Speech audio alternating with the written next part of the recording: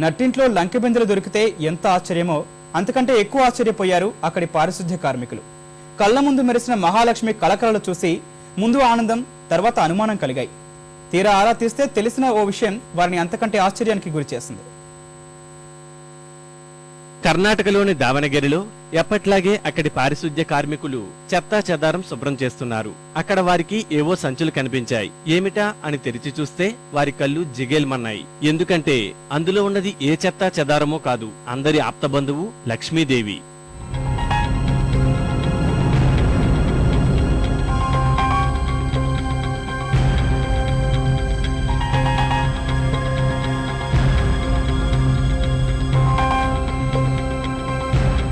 ఒకటి కాదు, రెండు కాదు, వందలాది నాణేలు, అదే రీతిలో నోట్లు. అక్షరాల వీటి విలువ 2 లక్షలు.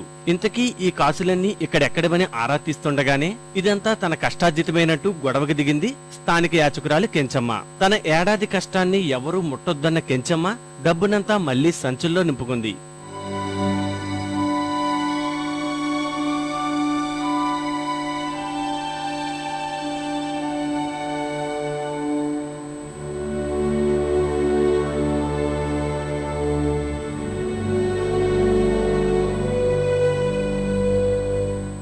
అయితే విషయం తెలుసుకున్న స్థానిక పోలీసులు కెంచమ్మను, ఆమె నగదు మూటల్ని పోలీస్ స్టేషన్ కి తీసుకెళ్లారు. అక్కడ మూటల్ని విప్పితే అందులో రూపాయి, 2 రూపాయలు, 5 రూపాయల నాణేలతో పాటు నోట్లన్నింటినీ లెక్కించారు. కెంచమ్మ మాత్రం తన కష్టార్జితాన్ని ఎవరినీ కాజేయనేనని చెబుతోంది.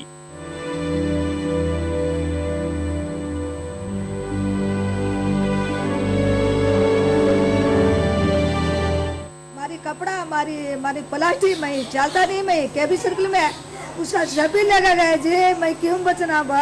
1 वर्ष हो गया मैं आई तो 2 रुपए 1 रुपए आटा ना मैं कमाई थी। मैं सभी करी जी, पैसा 2 लाख सभा लगा गया.